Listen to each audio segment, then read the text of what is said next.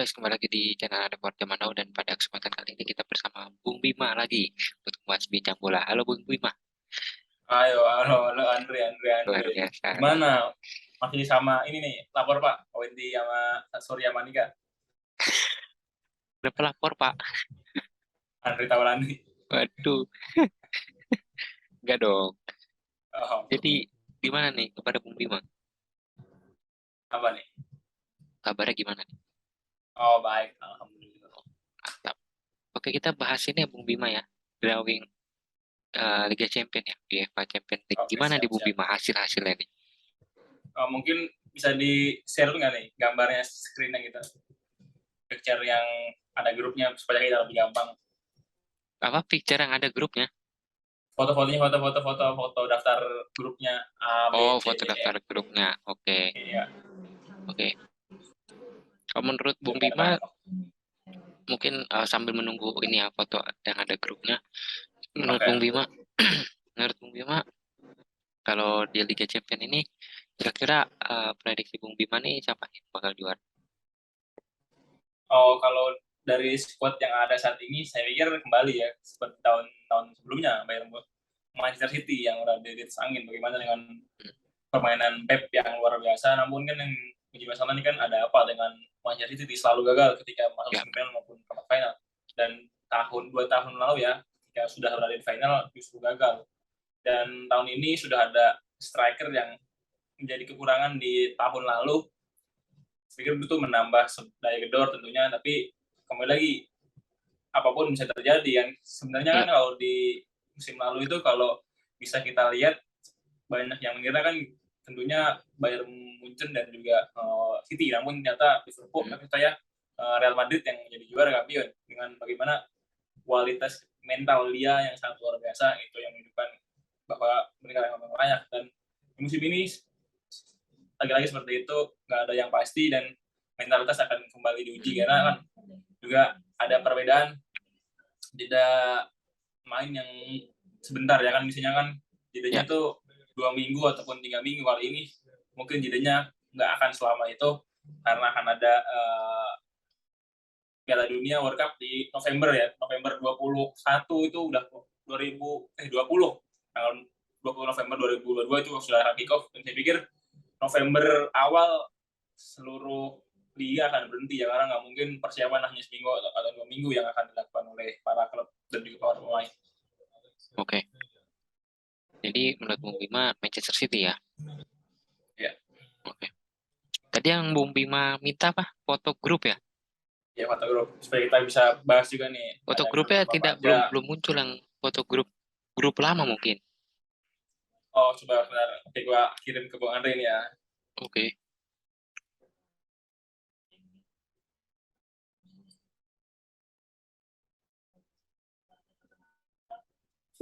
Nah, Oke, Bung Bima, ini untuk ini ya grupnya. Seperti Bung Bima sudah terlihat. masih loading. Oke sih, masuk ya. Ya, Ya, dari grup A ya, ini saya grup A ini bikin sobat juga lumayan seru ya. Ada Liverpool dan juga Napoli dan juga Ajax, dan dari ketiga tim besar ya, kita tahu Napoli dan juga Liverpool dan Ajax mungkin ini akan saling sikut-sikutan, walaupun kita tahu Ajax banyak tinggal pemain yang masih ini seperti Mazuri yang tadi kita bahas, kemudian juga ada Heller, striker mereka Anthony, walaupun juga kan ada kedatangan pemain lamanya ya yang mengkang 2 tahun lalu yaitu Hakim Ziyech, saya pikir juga akan menambah Tidor. Dan Ajax walaupun ditinggal pemainnya seperti musim ini ataupun musim lalu tidak akan ada perubahan yang sangat signifikan, namun karena lagi-lagi Ajax adalah tim klasik ya yang dia selalu bisa beradaptasi dengan apapun yang terjadi. Dengan Liverpool, kita tahu Liverpool kalau belum mendatangkan pemain di sisa bursa transfer yang berakhir di tanggal 31 atau 1 September akan menjadi prahara yang sangat luar biasa berbahaya, karena kita tahu sendiri di musim ataupun di match lalu kan ketemu MU kalah 2-1, bagaimana kan pemainnya yang sangat timpang ya kualitasnya dengan bench dan juga pemain utama. Sedangkan Napoli di Serie A ini dengan squad yang baru lagi dalam masa yang luar biasa. Tentunya Napoli akan lebih ancaman yang serius terhadap Liverpool. Sedangkan Rangers sang finalis Europa League, saya pikir akan sedikit menyulitkan di antara tiga tim besar itu. Dan harus berhati-hati, kembali lagi ya. Apapun bisa terjadi, bahkan Liverpool akan bisa turun ke Europa League kalau nggak berhati-hati. Kalau di grup B, kemungkinan besar ya Atletico Madrid dan juga FC Porto ya, dan Leverkusen yang akan beradu sikut untuk maju ke babak selanjutnya. Di grup C, sebagai fans Munchen dulu nih, Bu Andre, apa tanggapannya? Karena kan gue ada fans Barca dan fans Inter. Oke, tanggapannya. Ini bisa dibilang menurut gua adalah grup neraka sih. Karena apa ya? Bisa dibilang ini Barca Barca sekarang dengan skuad yang sangat luar biasa gitu ya. Dari belakang sampai depan, apalagi depannya itu sangat ngeri sekali. Pelapisnya banyak banget. Terus yang kedua ada Inter nih. Inter apa ya? Bisa dibilang dia tim yang menjadi kuda hitam gitu ya. Kuda hitam tiba-tiba bisa, kita nggak tahu, bisa aja dikalahkan Bayern Munchen ini. Ya gitu. Oke, berarti kalau dari sudut pandang Bu Andre ini sebagai fans Munchen, seberapa besar kan Munchen akan menjadi juara grup ataupun lolos ke babak selanjutnya fase knockout? Oke, kalau untuk lolos pasti lolos, tapi untuk peringkatnya itu kemungkinan besar dengan adanya seperti ini eh, di peringkat dua. Barcelona tetap pertama sih kayaknya. Menurut gua ya. Oke. Kalau menurut gua dari grup C ini kan Munchen akan menjadi penantang ataupun akan sudah pasti lolos, karena bagaimanapun juga Munchen ya Munchen, nggak ada pengaruh yang sangat signifikan meskipun ditinggal oleh Lewandowski dan ataupun pemain lainnya seperti Sule ya, Nicolas Sule. Namun yang jadi masalah adalah Barcelona dan juga Inter. Barcelona harus menunjukkan kualitasnya dengan pemain-pemainnya, dan sebuah sebagai fans Barcelona nggak melihat itu bahwa Barca akan lolos otomatis ya dengan perjuangan yang rendah enteng. Namun gue melihatnya Barcelona akan berjuang sangat keras untuk bisa lolos ke fase selanjutnya. Sedangkan Inter ini menjadi sebuah blessing in disguise sendiri untuk Inter, karena dalam 2 musim terakhir, musim lalu dia lolos dalam edisi, berarti 2 musim, dalam 2 musim 3 musim lalu Inter selalu gagal masuk ke fase knockout, dan kali ini beberapa fans Inter juga mendoakan justru Inter agar nggak usah lolos aja nih ke grup ke fase knockout, karena supaya bisa bisa fokus ke Scudetto. Namun kalau untuk melihat siapa yang lolos ya, saya pikir tinggal melihat saja antara Barca dan Inter ya, siapa yang bisa saling mengalahkan ketika bermain di home dan kandang mereka. Dan untuk Victoria Pleasant ya, ini menjadi sebuah hal yang sangat apes ya bagi dia masuk ke UEFA Champions League untuk pertama kalinya justru bertemu dengan grup neraka. Kalau di grup D ini akan menjadi sebuah pertandingan yang menarik ya antara klub-klub imbang yang ya, bisa dibilang ya.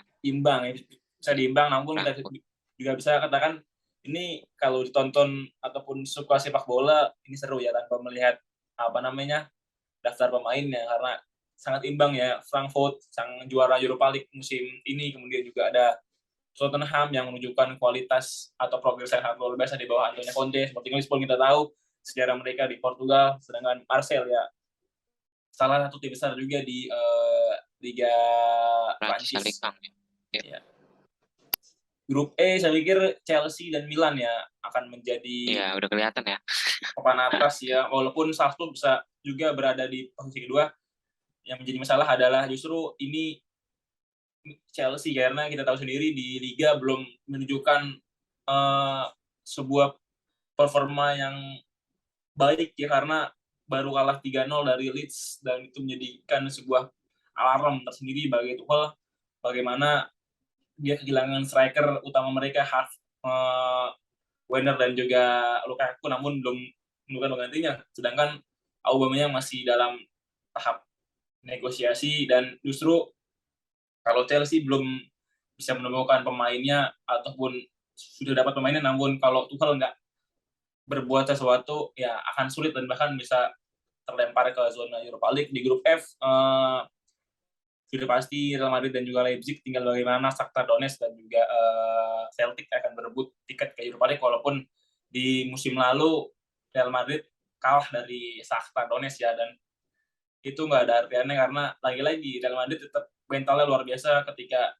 dalam kondisi yang memang benar-benar dibutuhkan ataupun serius untuk dalam masa yang menentukan. Real Madrid selalu punya mentalitas yang sangat luar biasa. Di grup G, gue sebagai fans Villa sangat sedih karena ya dengan ini otomatis ya Villa akan terjun ke Europa League kalau mereka nggak berbenah, walaupun di sisi lain Dortmund kehilangan Haaland dan juga kemarin habis dibantai ya.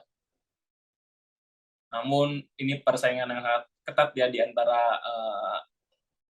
peringkat dua, yaitu Sevilla dan juga Dortmund, karena untuk City ini nggak bakal bisa disikut lagi karena kualitasnya dengan Sevilla Dortmund sangat-sangat jauh berbeda sekali.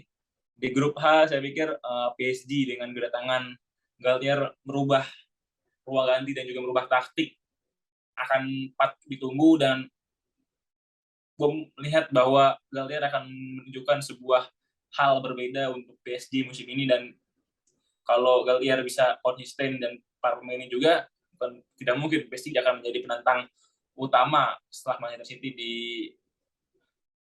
daftar juara musim ini. Sedangkan untuk Juve, musim baru dengan beberapa pemain baru akan menjadi harapan bagi para pendukung Juve untuk bisa kembali menunjukkan kualitas yang dimilikinya, walaupun itu tidak mudah karena musim ini bisa dikatakan bahwa adalah musim untuk mereka berbenah dan juga mulai dari awal. Ya itu mungkin pembahasannya. Oke, thank you Bung Bima. Ini mungkin ada yang menarik ya, di mana Lewandowski bertemu tim mantannya, sedangkan Haaland juga bertemu tim mantannya ya, grup gitu ya. Oh iya, benar benar benar ya, benar benar Iya, benar benar. jadi apa Kan ya? striker utama ya di klubnya Iya, masing-masing sama-sama di striker musim lalu. utama gitu. Apakah ini menjadi pertanyaan, apakah bisa dari sudah pindah klub ya, klub yang baru akan mengalahkan klub yang lamanya? Oke, kalau untuk Lewandowski, gue melihatnya walaupun dia sudah mencetak gol ya di pertandingan minggu lalu, gue nggak melihat bahwa, atau gue belum melihat bahwa Lewandowski akan menjadi striker berbahaya sebagaimana Luis Suarez ya di ketika masa jayanya dengan trio MSN-nya. Lewandowski tetap harus berjibaku, berjuang keras, karena bagaimanapun juga yang gue bilang tadi, Barcelona dengan pemain bintangnya di musim ini perlu membuktikan, dan itu juga yang harus dibuktikan oleh Lewandowski. Dan gue juga melihat jangan sampai Lewandowski menjadi terbebani ya, karena kita tahu di Munchen dia sangat superior, dan di Barca ini ujiannya sangat luar biasa keras ya dengan bagaimanapun, karena bisa dikatakan Barcelona ini sudah haus pada fansnya, sedangkan para pemainnya belum menunjukkan kualitas yang dimilikinya. Sedangkan Xavi juga, gue sangat amat bahagia ketika Xavi ditunjuk, namun dalam belakangan ini gue justru mulai menunjukkan sikap ataupun ketidakoptimisan ya, Ya, yang sedikit menurun terhadap Xavi Hernandez. Bagaimana pendatangan dia ataupun keputusan dia terasa sangat tidak perlu ya. Sedangkan untuk Haaland masih membutuhkan waktu bagi dia untuk menjadi sebuah striker yang sangat menakutkan di Premier League dan khususnya di UCL. Namun itu bukan menjadi sebuah masalah yang berarti, karena tentunya Pep Guardiola akan sangat tahu ya harus apa yang dilakukan, karena Haaland ini ya tinggal menunjukkan kualitasnya untuk taktik ataupun permainan, serahkan saja ke Pep Guardiola, dan mungkin di UCL ini dia akan menunjukkan kualitasnya yang sangat luar biasa. Gak ada masalah untuk oke. Haaland, masalahnya mungkin ada di Lewandowski. Lewandowski ya. Lewandowski yang masih ya perlu adaptasi berarti ya di tim apa Barcelona itu. Oke, kalau menurut Bung Bima nih, dengan adanya sudah terbaginya 8 grup di PCL, ya, kira-kira dari masing-masing grup itu, dari masing-masing grup yang kemungkinan apa ya? Tadi kan kita udah tahu dari grup A secara tingkat yang lolos siapa untuk juara satu. Satu aja ya. Ya satu aja, satu aja.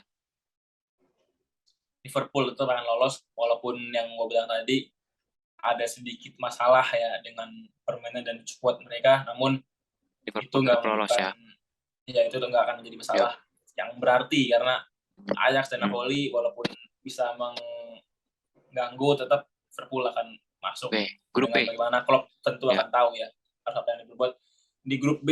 Saya pikir Atletico Madrid yang sudah pasti C. lolos dengan grup C Munchen, grup D Tottenham, grup E bingung nih gue di grup E. Milan. Milan perlu mental Eropa lagi ya untuk bisa bermain atau bisa Hmm. bersaing di Satu zona aja nih, UCL. satu aja dari 4 nih Bung Bima, bukan 2 nih. Salzburg mungkin ya. Chelsea kalau dia bisa berbenah untuk Chelsea. Tapi Chelsea. Salzburg juga bisa mengejutkan, bisa lolos grup Ya, F tentu Real Madrid, grup G ya. tentu City, grup H ya PSG. Oke. Itu kayaknya tim-tim besar semua ya. Jadi nggak ada yang tadi mengejutkan, semua Salzburg doang tadi. Ya, mungkin Salzburg bisa Oke, oke. mengejutkan Salzburg. Oke, Bung Bima, mantap. Jadi untuk eh, ini sudah terbagi ya, dan ini jadwalnya kira-kira kapan Bung Bima? Di bulan September ya? Harus sebentar ya Pak. Dulu ya, misalnya di labnya UCL tuh misalnya udah langsung keluar, coba udah keluar belum? Tadi gua nggak dengerin sih tadi gua tuh. Sebenarnya Oh di iya. goal.com ada nggak?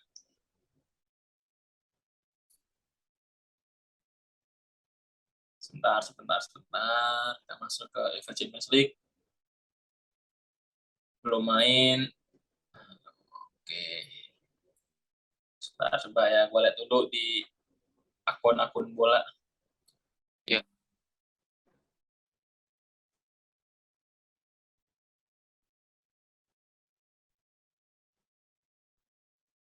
Oke, Bung Bima, berarti untuk yang eh, di tim apa namanya Liga Champions ini ya, bisa dibilang Ya, kenapa? ya, bisa dibilang apa namanya tim-tim yang istilahnya eh, ya udah sering bertemu ya di Dortmund gitu. Terus apa, Barca dan ya. Nah, apakah dengan adanya tim-tim yang seperti ini, maksudnya apa ya, udah sering bertemu gitu, Hmm? berarti untuk apa ya, untuk mempertahankan, bisa dibilang untuk mempertahankan kemenangan yang sudah didapatkan oleh tim yang menang sebelumnya, itu apakah bisa dilakukan kembali atau berat ya? Tentu kalau di UCL ini kan banyak faktor ya untuk bisa lolos. Faktor pemain bintang aja juga tidak hanya pemain bintang untuk bisa menangkan hasil di UCL karena Ya, ini menjadi sebuah ajang ya bagaimana kalau misalnya kita masuk ke tim-tim yang seperti Victoria Peasant kemudian juga ada Rangers itu kan menjadi sebuah ajang untuk mereka membuktikan dan itu ketika dia menang misalkan Victoria menang ketemu Munchen ataupun Barca atau Inter itu kan menjadi sebuah hal sejarah bagi mereka. Itulah mengapa tim-tim yang bisa superior ataupun yang bisa menang belum tentu bisa menangkan hasil kembali karena banyak hal, banyak faktor yang bisa terjadi di atas UCL ini. Berbeda dengan di Liga ya, karena di Liga dia sudah sering bertemu, iklimnya sudah paham betul bagaimana bisa menang ataupun bisa kalah dengan di UCL ini banyak faktor. oke Bung, Oke, ternyata baru sadar ya, tadi masih share screen ya. iya. Coba sebentar. Oke, UCL ya, Kick-Off 2023 ya. oke, dari udah tiga. Oke, sambil Bung Bima nih, mungkin dari kita bahas untuk selanjutnya dulu ya, karena waktu kita terbatas. Untuk selanjutnya nih Bung Bima, terkait dengan Luis Milla nih. Luis Milla yang sudah ada di Persib Bandung, dan juga apa namanya Thomas Doll yang ada di Persija Jakarta, gitu. Ada dua pelatih yang sangat punya pengalaman yang cukup luar biasa gitu. Apakah Luis Milla atau Thomas Doll itu akan ada kemungkinan untuk melatih timnas Indonesia lagi? Apa? Apakah ada Kemungkinan kemungkinan? Mila latih kembali Liga Indonesia. Tim Indonesia. Iya, bukan Oke. Liga, ya, timnasnya. Karena kalau Oke, kan kita kan level Persib itu ya apa ya istilahnya kurang ya. Masa dari timnas kau masuk ke klub gitu loh. sekarang kita membahas bagaimana sebuah kemajuan yang dilakukan oleh para klub-klub besar ya. Dan gua mencermati Persib dahulu ya. Persib memecat atau memberhentikan Robert Rene Albert dengan menunjuk Luis Milla sebuah hak pemilihan yang tepat, keputusan yang tepat. Karena apa? Itu tandanya Persib melakukan sebuah keputusan yang benar karena ada upgrade kualitas dari pelatih. Gue bukan membilang Robert Rene Albert jelek, tapi kan kalau kita melihat kan Luis Milla pernah melatih David De Gea, kemudian Juan Mata, kemudian juga Ander Herrera dan juga lain-lain ya.